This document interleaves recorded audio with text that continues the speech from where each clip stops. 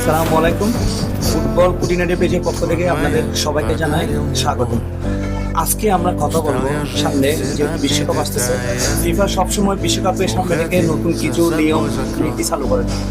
এবারও 2026 বিশ্বকাপকে কেন্দ্র করে ফিফা কিছু নিয়ম আনতে যাচ্ছে ফুটবল ম্যাচে। এই নিয়মগুলো কেন হয়? ম্যাচের গতিশীলতা বৃদ্ধি করা এবং প্রতিটা ফুটবল ম্যাচে যেন 100% পিওর এবং সত্যতা থাকে এবং দর্শকদের মাঝেও এই বিশ্বাসটা স্থাপন হয়। ফিফা সবসময় বিশ্বকাপকে স্বচ্ছতা প্রমাণ দিতে চেষ্টা করে।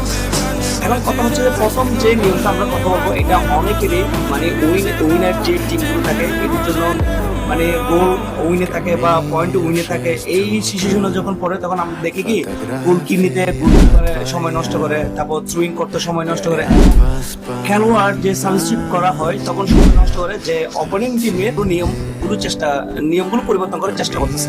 এটা আসলে ফিফাকে আমরা অ্যাপ্রিসিয়েট করি। এটা আমরা যখন এগুলো এখন একটা নির্দিষ্ট একটা নিয়মের মধ্যে নিয়ে আসতেছে। নিয়মটা হচ্ছে যে সাবস্টিটিউশন যখন করবেন আপনি, তখন আপনাকে 10 সেকেন্ডের মধ্যে প্লেয়ারকে মাঠ ছাড়তে হবে এবং থ্রো ইন তারপর গোলকি এগুলো করতে যদি দেরি করে তাহলে বলটা অপোনেন্ট টিমের কাছে চলে যাবে।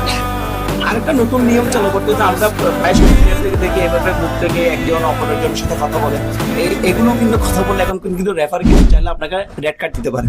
তা আরেকটা নতুন নিয়ম আনতেছে প্লেয়ারে, মানে আরো স্বচ্ছতা করার জন্য ম্যাচকে।